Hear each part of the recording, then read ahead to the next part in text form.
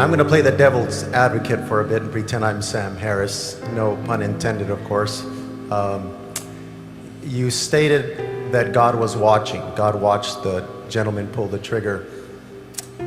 If God was watching, why didn't he make that trigger not work? Value and love are the supreme ethics that can be treasured. But you can never have love without intrinsically weaving into it the freedom of the will. You cannot have love without the freedom of the will.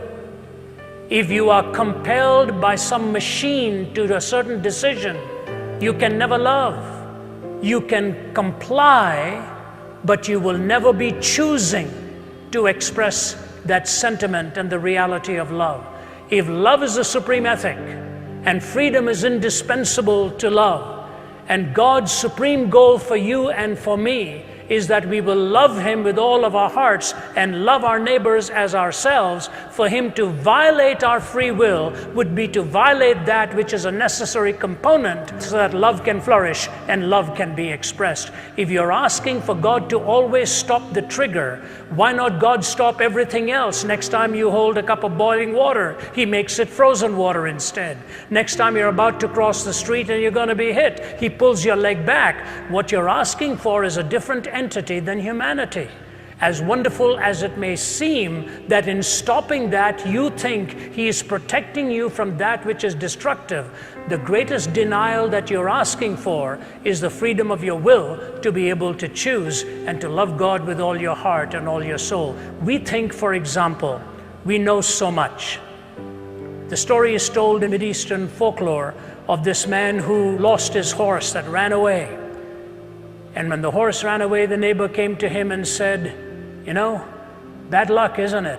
Your horse is gone." He said, "What do I know about these things?" A few days later, the horse came back with 20 other wild horses. And the neighbor came and said, "Amazing, it's not bad luck, it's good luck.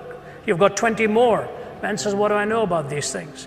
His young son is going and taming one of the new horses. That young horse kicks him and breaks his leg. The neighbor comes and says, "Terrible, isn't it? Your son's leg is broken. Bad luck that these horses came." The fellow says, "What do I know about good luck and bad luck?" A few days go by and a bunch of thugs are coming looking for recruits to join their gang. And they're looking for all the able-bodied young men. And they're about to pick this young man but find out his leg is broken. And they say, "We don't want him. We're going to move on to the next house." So the man comes and says, "Good luck, isn't it? Your son's leg was broken." In one little series of episodes, we don't know what lies ahead. Why don't you wait till you stand before God face to face, and you will find out there were reasons why He didn't stop that trigger, so that you will see the heinousness of evil and see the majesty of love and good managing to navigate yourself, but as a pilgrim's progress to come to the celestial city.